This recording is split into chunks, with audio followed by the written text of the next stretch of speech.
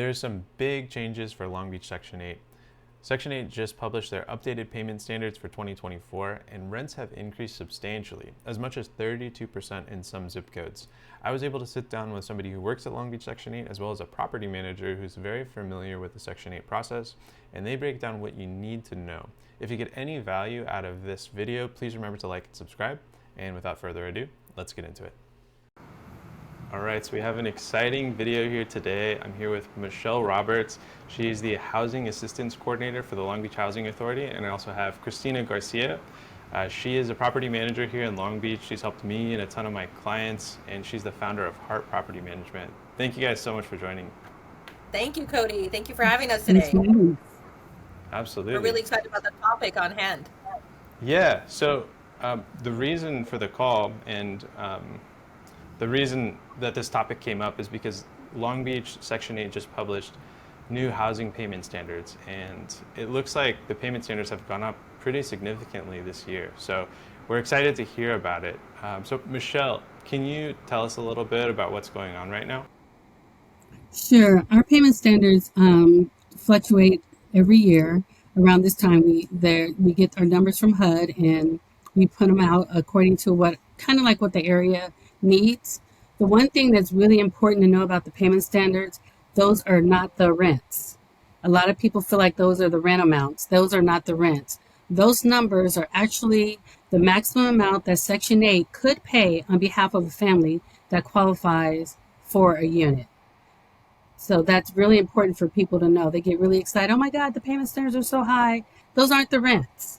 So you actually could get more than that if your family that you have could qualify for that. But we have to remember that this is a low income program, and a lot of families won't max out at the top, but it is a low income program. So we do have to keep that in mind.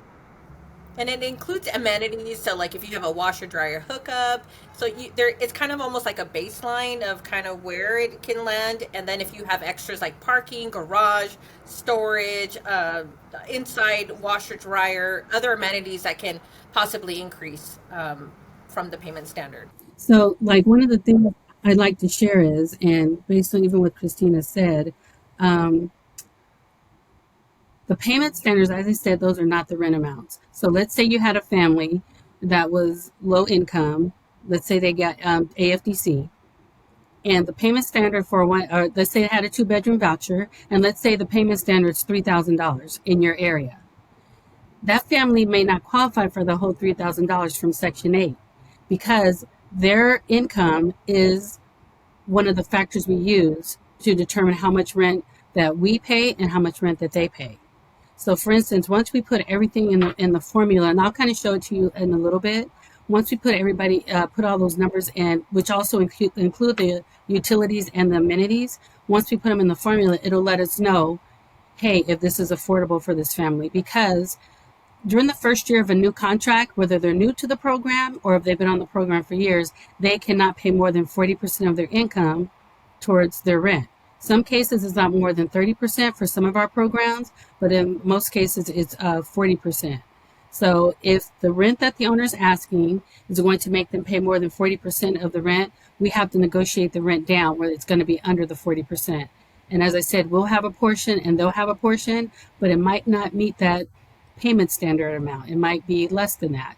So just want to make sure that's clearly understood. And most of, from my experience, all the rafters that we process through Heart Property Management and through Section 8, a lot of the times it might just be a little bit under. I've never seen it be so drastic, but they really do their best to really support the owner and the tenant just to make sure that they're able to afford and keep up with the payments and make it a smooth transition for the owner as well. So it is usually not that far off if it does come a little under, but it's usually not a big gap.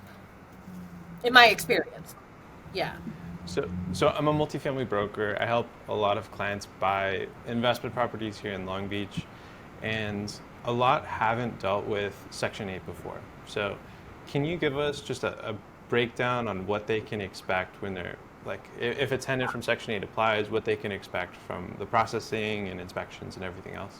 Well, as a Section 8 participant or a housing voucher participant still needs to meet the requirements. Our requirements is a 580 FICO score and above for most of our units, that they do not have any rental collections or evictions on their credit. So whatever your criteria is, they still have to meet that aside, except for the income, because the voucher is in lieu of the income. So rental history, income, employment verification, if any, and that they meet your minimum standards. So a participant can submit an application and go through the process, excluding making the 2.5 times the rent that is improvable income, because of the voucher subsidizes that. Once you approve a participant, then they submit their RAFTA package. Is a package that housing issues out to them. You fill that out, and then you submit it to housing, and then they will begin their due diligence to making sure that all the I's are dotted, the T's are crossed, and take a look at the information, the building itself. Is it registered? How many units? All the factors that come as part of the building. And then what they do is they process that, and then they call you or email you and let you know, hey, we finished processing the packet, the RAFTA package, and we can offer you X amount for the unit. And if you say yes, great. Then it goes on to the next department, which is inspections. If you decide to say no, then the participant will have to continue their search on it. But really, I would say 10 for 10. We usually go with the rate that they do offer. It's very rare that we say no, thank you. But then from there, an inspection date is set, and they'll come out and inspect the property.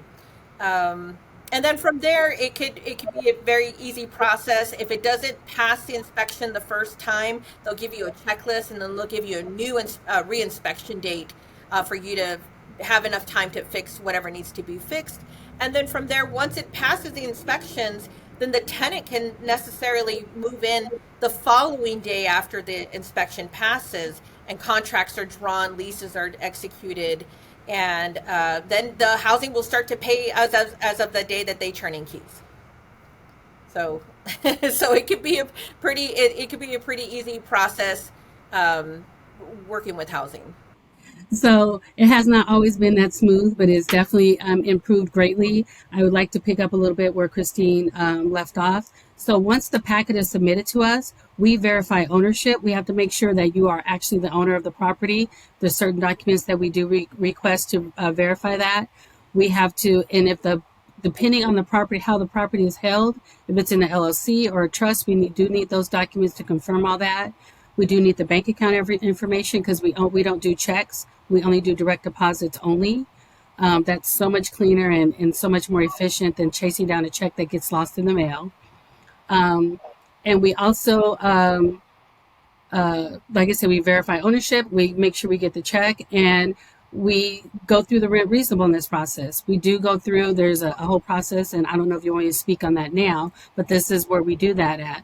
The rent reasonableness, we actually get the property address, and we go a 1 mile radius. Outside of that, we use a third party, and it gives us the information and provides us with the data that for 1 mile around that property, it tells us what the unassisted units are going for. We can't compare it to a Section 8 units. It needs to be compared against unassisted units. So as we go through, we see what the unassisted units are going for, and then that's one of the factors that we use to determine how much rent we are able to offer. We send the owner an email. This is what we can offer you. And the owner will respond, I will take it, or no, I decline. So if they say, yes, I'll take it, we go ahead and we usually get them an inspection within the next 5 days. Right now, our process, I'm very proud to say, we have got it down to a science. When you turn your paperwork in, which is we call the owner's packet or the RAFTA, we are processing that within 5 days now. So within 5 days, you'll hear from us one way or the other on the rent. And once you approve it, then we're able to give you an inspection date. So we're really super excited about being able to get that down so much, because I've heard before that's taken weeks or even months to get an inspection. I've never known that to happen, but that's what I've heard owners to say. But now we've got it down to a 5-day science. And we also are doing what we're calling a leasing clinic. Every Wednesday, you could bring your packet in, and we will process it right there on the spot, and you will walk away with an inspection date. So an inspection date following with the next day, and that's brand new. We just started that in the last 3 months. And one of the things, I have several clients who have Section 8 tenants, and they've gone through this process in the past Mhm. before it was revamped. And it seemed like the inspection times and the processing times were a lot longer. So what you're saying now is with this clinic, they can go in, they'll have a chance once a week to go in and submit their packet. You'll process it on the spot, and then they can walk away that day with the inspection that'll take place within the next week. Is that right? Yes, that is correct. Man, So it okay. So usually takes really, about an hour for us to do our song and dance and to verify everything. But if it's a new owner, it doesn't quite take as long. I mean, I'm sorry, if it's an owner we've already been working with, it doesn't take as long.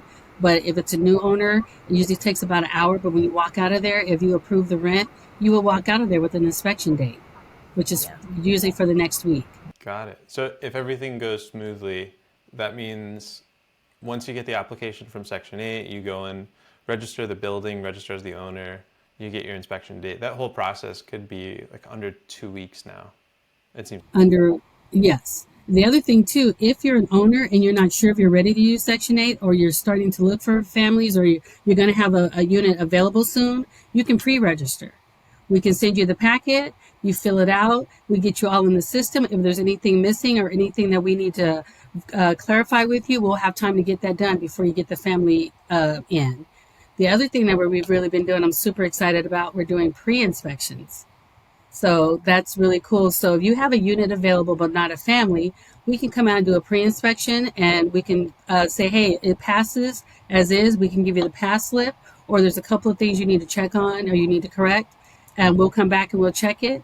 And as soon as it passes, that inspection is good for 45 days. So now all you have to do is find a family.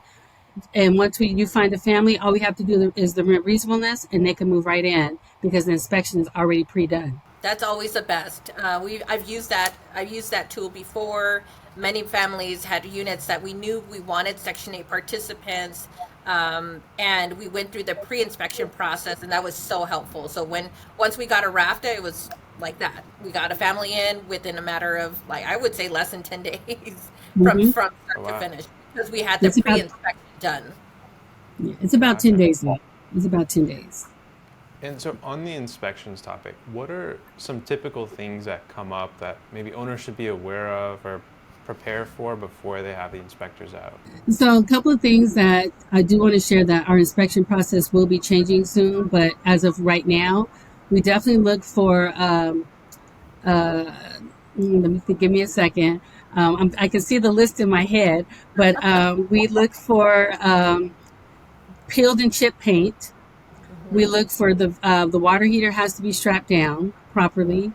We look for Smoke a lot of detector, people carbon the smoke monoxide. detectors or the carbon monoxide detectors. Yes, absolutely. There cannot be a lot of people do this. You cannot have a deadbolt doorknob. You can't have a deadbolt on your door to a bedroom. A lot of people do that. I don't know what that's about, but that's a no. That's an automatic fail. Um, the if there's a hood on the stove, it cannot be full of grease and dirty. The stove must work if the owner is providing it. The refrigerator must work. They always check for the heating on the The heat. heater and Mhm. on the stove. They make sure that all the eyes work. If there is a chipped piece of tile, that needs to be replaced because that can cause an injury. If the linoleum is rolling up, that has to be replaced because that has to be corrected because that's also a foot injury. Triple hazard. Yeah. Um, I'm trying to think, Christina. Can you think of anything else? I don't have my list in front of me. I think I I hit them all. Oh, the plugs. the outlets need to be grounded, preferably GFI, but not necessarily, but they have to be grounded. Window screens, window locks, smoke detectors, carbon monoxide heater, the stove, all four burners work. No leaks, no faucet drips, no anything like that. And I think that's kind of the ones that I've The gotten toilet better can't at making run. sure. The toilet can't run after they flush it. They will flush the toilet, and if it runs and runs and runs, that will No need to be clogs. corrected. Yeah. No clogs, like Also, the drainage is clear. Like if they yeah. run the water for a bit, then they want to make sure that the drain is clear. And it doesn't drip underneath. Also, if you have a garage attached to it, the garage must also be in good repair. There can't be any like some of the frames at the top of the garage are kind of rotting a little bit. If there's a Or balcony, all of that needs to be secured and not rotting or looking like it's going to fall down or crumble, things like that. If laundry the rooms, if you have cement, laundry rooms, yeah, laundry rooms, make sure that they're accessible, clean, ventilated, yeah, ventilated. Ventilation's another one. So it's just really, it's not anything extra that they're asking for. They're really just asking for the standard code, city safety. standards, right? And I think that's where a lot of the misconception is, oh, they ask me for all this stuff, but it's really necessary. I think you and I were talking one conversation about outlets and about outlets being grounded, but it's so necessary because if an outlet is not grounded, it's a fire safety issue, right? Hmm. And they housing needs to ensure that their unit is in compliance just for health and safety standards. Yeah, and it So, sounds like most of those items are health and safety related. So Yeah. it doesn't sound like anything ridiculous. And so I'm gathering they inspect inside the unit for the health and safety issues that you mentioned, and they're also inspecting the property as a whole. So the grounds are correct. in good shape, right? Yeah, the yard can't be overgrown. There can't be tires and trash and cars and washers and dryers and toilets in the yard. Some stuff just gets kind of crazy. That can't be in the yard. When they walk up to the property, if there's a doorbell, the doorbell must needs to work. If they walk up to the property, the screen, if there's a screen door, the screen must be intact. It can't be tore. um, just stuff that just is basic stuff. So a lot of owners say, hey, but I put this granite countertop in here, I put this fancy flooring in there. Unfortunately, those, but beyond checking to make sure that they're safe, we can't give you extra money or points for those fancy things. We are looking for safe, decent, and sanitary housing. So the extras are really nice, but those aren't things that um, we just check to make sure that they're in good shape. We can't give you extra money for those things. Also, another thing I just remembered, pest control. Make sure that you spray the units, that they're free of any roaches, um, rats, or anything, any signs of pest control related issues. So make sure that your units are clean. And really, it's about providing housing as if you were going to live in the unit, right? So that's the level, that's the eye you have to have when you're walking a unit. And that's the same thing the inspectors look at as well. I get a lot of times, a lot of the inspectors come like, wow, this unit's so nice. And then sometimes it's kind of like, oh man, that's not as nice as the other one I just saw. But it's clean, it's safe, it meets the standards, and we're ready to go. And there are no what I call non-rent payers, which are the rodents and the rats and the roaches. There's no none. I call those No non-rent free payers. rent. No free rent. Yeah, those freeloaders. Freeloaders, yes, no freeloaders. Well, great. Well, something else that I wanted to ask you about, Michelle, is uh, I know during COVID, uh, Section 8 participants, they're oftentimes offering bonuses and security deposit assistance to property owners. Is that something that's still going on? We just actually that started after COVID because so many people needed to move because people were been in their houses for so long and they needed to move. So yes, we are offering incentives for owners. We just selected several people off the waiting list, several hundred people off the waiting list, and if an owner rents to one of those families that are newly selected from the waiting list, there's a $2,500 incentive for them.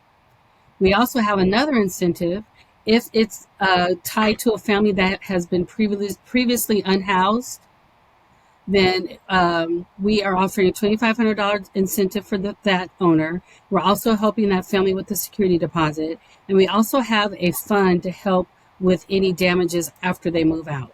So it doesn't pay for all of the damages, but God forbid there are damages when they move out. We're able to help support some of that to get it back in shape. And that's only for the families that are unhoused, that were previously unhoused. Those particular three items are available. Otherwise, for the families that were newly selected from the waiting list, is a $2,500 incentive for them, and it does not include the families that are moving or the families that are transferring here from other areas. It's only our people that we newly selected from our waiting list. Understood. And so if somebody is a Section 8 voucher holder, um, property owners in Long Beach, are they only allowed to accept the vouchers from City of Long Beach, or are there separate Section 8 authorities kind of throughout LA? Or how does that piece work? That's a great question. So, Long Beach only does Long Beach, but LA, they have a far reach and they actually have their own properties here in the city of Long Beach that are LA properties. So, if an LA family, if someone from LA wanted to move into Long Beach, they would have to port. That means transfer in. But if they go to one of those LA managed properties, they can actually use their LA voucher at one of those LA managed properties. I believe some of them are like Carmelitos, and I can't think of any other ones right now, but that one comes to mind immediately.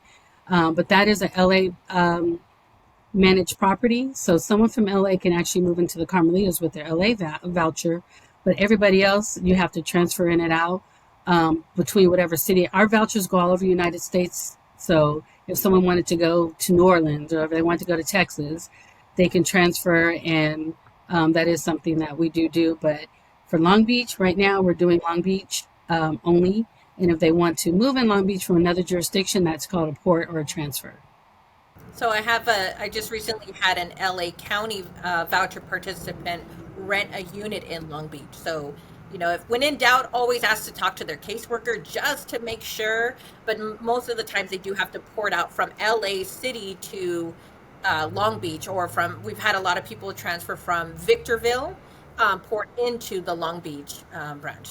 So they're looking to relocate here, or vice versa. They're moving from Long Beach and they have to port out to those other areas. So Mechell, you mentioned the rent reasonables and the tenant calculator. So I'm really curious to see those and kind of understand that piece more. Do you want to share that now? Sure. So this is an estimated tenant calculator that we use to give an owner a guess of what the rent can be. So let's say you're an owner, you wanted to know if this particular family you're thinking about renting to can afford the unit. What you can do is give us a call, and we can kind of go through this with you. So I'm going to do a sample family with you right now. So this particular family, their monthly adjusted income is $2,703. Their payment standard of the unit that they're looking for, this is a family that is a 3-bedroom family, and the payment standard for this family is $3,263. And the family's TTP, which is the amount that the family the TTP is the amount a tenant is expected to contribute towards the rent and the utilities. So for this particular family, it's $811. And let's say the utilities for this particular unit is going to be, let's say $150. And let's say the owner's asking $3,200 for the rent. So we will put those numbers in. And I just want to mention too that we do go through our rent reasonableness. That means we do check, we survey the area through our third party to make sure that the rent that the owner is asking is reasonable, even before we get to this point. Because if that $3,200 is not something that's being offered for unassisted units in that area, we wouldn't be able to even start at this number. We'd have to start at where the average is. So that's something I'd like to point out right here. So for this particular family, during the first year of a new lease, the family cannot pay more than 40% of their income towards their rent. So when we put all these numbers here in this calculator and we slide down here, we see that this family they're under 40%. They're 33.22%. So this is one that we actually could move forward and approve. So another example I want to share, let's say that the owner wanted $3,500, or let's even say he wants $3,700 for this particular area. So we put the $3,700 in, and we come down, and you see now this is making the family pay more than their 40%. So we can't approve the 37. So what we do is we try to go, we kind of, the only number we can really play with here is the rent amount, because the family's income is the family's income, and the utilities are what they are. So the only number we can't play with here is the rent that the owner is asking for. So it looked like 3,500 was a really good. Um, he was only asking 3,200, so we would give him the 3,200, and we would go ahead and let the owner know that this has been approved and move forward. And in this particular instance, the housing authority will be paying $24.52, and the family will be paying $748 for that particular unit. So that's how our calculator works. As I shared earlier, we will be trying to get this on our website so an owner can play with it themselves, and so they can kind of get an estimate before they can start the process with the family. So this is something we're going to have available soon. Watch our website for it, but this is what we're doing right now to kind of give an owner. You can always give us a call, and we can go through the numbers with you, and we can actually give you this estimate. Now, this is not exact, but this is our estimate right now because there's a few other numbers that go in, but for the most part, these are the main numbers, and this will give us a really good idea if the unit even is going to be affordable for the family. Okay, understood. So you have the rent reasonables, which is comparing the unit you're trying to rent to other rentals in the area, and then you have the tenant qualification calculator that we just looked at. So that's also qualifying the tenant to make sure not too much of their income is going towards rent, and that both of those calculations together come up with what Section 8 can offer you. And so we have the chart that just came out, the payment standards. So that gives us, like, it seems like best case scenario. And depending on the comps in the area and the tenant. And the family's income. And the family's income, yep, it could land lower than that. So it's just something you have to explore and I guess work with as tenants apply. Correct. And like I said, we're going to hopefully get that on our website soon so the owners can be able to tell right away before they even fill out the paperwork and have to come to us and say, hey, we can't give you what you want. And they can make a decision ahead of time. Okay, I can't get what I want, but is this good enough for me? So, that's really helpful for the owners. Yeah, for sure. Good deal. I would say it could feel a little overwhelming at first as a property manager, as an owner that self-manages. But what I can tell you is just take a deep breath. You will get through it. They have sufficient amount of support at the Section 8 office. Don't give up. It's definitely worth it. And just be patient and ask for help. Ask a lot of questions, because the more you go, the more rafters you do and go through this process, you're going to be a Section 8 machine, Section 8 housing machine. So I would say just keep patient, fill it out, ask a lot of questions, attend the owner workshops. They're constantly putting out newsletters and workshops, and it'll become it gets easier and easier. I promise. It gets easier and easier. And Mechell, I think you mentioned that there's a new concierge service for owners. Yeah, absolutely. So we now have a whole team that is dedicated just to our owner. We call them our housing providers, housing partners, because that's what we are. We are partners. So we have a whole department that is dedicated to them. The department is about a year old, and we have a dedicated phone line just for the owners. If they call during work hours, someone will answer the phone, and they should be able to help them or direct them or provide them with an answer of what they're looking for. We also have their own email.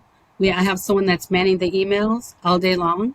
So if an owner sends an email, they should get a response back either immediately or by the end of the day. We clear our mailbox every day. When the owner packets or rafters are submitted, those are cleared out every day and processed, and they should be at the next step by the following day. We are now able to do virtual and in-person appointments. You can go online and schedule an appointment to see me or one of my team members, and we can help you through whatever situation you may have or questions you have going through the owner's packet. We do have as Cristina mentioned, we have a series of educational classes. I'm trying to get them more modernized now, but right now they are Zoom sessions. We have different topics. We have on inspections. We have on making this a successful relationship. Like, these are the things you should know.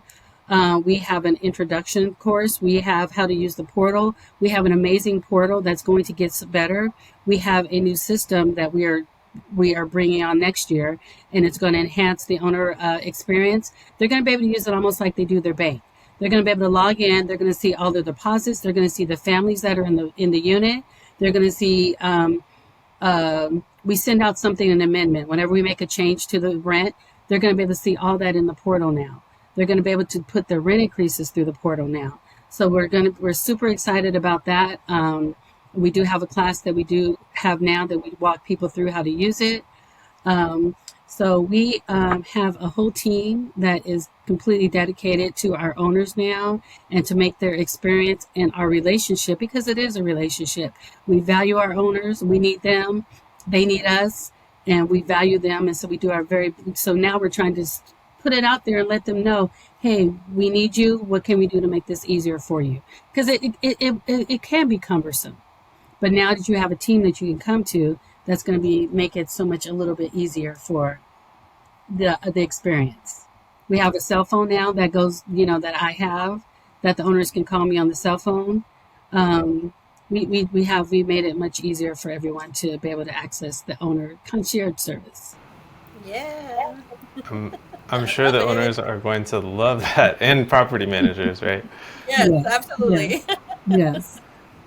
And so, do you happen to know just a ballpark of how many voucher holders are out there who may not have been able to find a suitable rental at this point?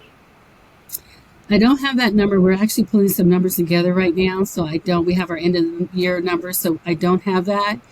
But yeah, I don't have that. I will say this from experience in processing applications on a daily. When we get a voucher participant and we approve them and we get them moved in, they are crying tears of just joy because we hear the stories from the participants that come our way and that are referred from the housing. Call Heart Property Management. They work with us all the time, and how many stories that we've heard. I've filled out so many applications. Nobody calls me back. Nobody really understands the process. Just not being able to really get a straight answer or assistance. And so when they come to us and we're familiar with the program, they're so excited because they know that, well, this is I'm hopefully going to get housed this time because they've just been looking for so long. I would say the average participant probably has their voucher for a good 60 to 90 days before they get approved or accepted or processed. And the other thing too, as Christina's saying, a lot of owners have this idea of what Section 8 is. Oh my God, the inspection's so hard. Oh, everything takes so long. Oh, those people don't do this. So we're kind of removing that by having this concierge service. But the other thing is, a lot of the owners have they forget that these are low income families. They forget that these are people that have been previously unhoused. Some of them have no credit. Some of them have low credit. Some of them, and I just feel like sometimes our housing providers forget that they're not open market families and that they don't have the resources that perhaps maybe you or I have. So they may not qualify for the property. So it's great that Christina's group does work with them. I know most property managers want a 620 credit score. And, a lot of people don't, they're a low income. They've been struggling for a long time or just trying to make ends meet, and they might not have that 620. So they're automatically disqualified. So that is the other thing I would like to ask is for people to keep that in mind that, we are a guaranteed payment to you.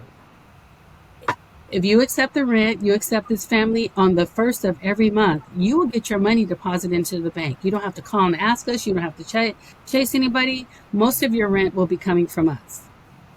We come out and we inspect your unit every 2 years, or if you need it sooner than that, you give us a call. We inspect your unit to make sure that the tenant is not causing damages, and to also make sure as the property manager or property owner that you are maintaining the unit. So it's a total relationship all the way around. But, we really would encourage owners to, we're not asking you to treat them different than your regular families because that's a form of discrimination. But we do want you to keep that in mind that everyone will not walk up to you with a 620 credit score. Yeah. Right. There's not very many of our families have doubled the rent as a security deposit. I know they recently changed that, thank goodness, for some of our families, but a lot of people don't have double the rent. Yeah. And I would say that I would like to also share that when you do have a housing participant, the average length of stay in the unit is anywhere from 8 to 10 plus years. I would say kind of the average is about 8 years, if not more.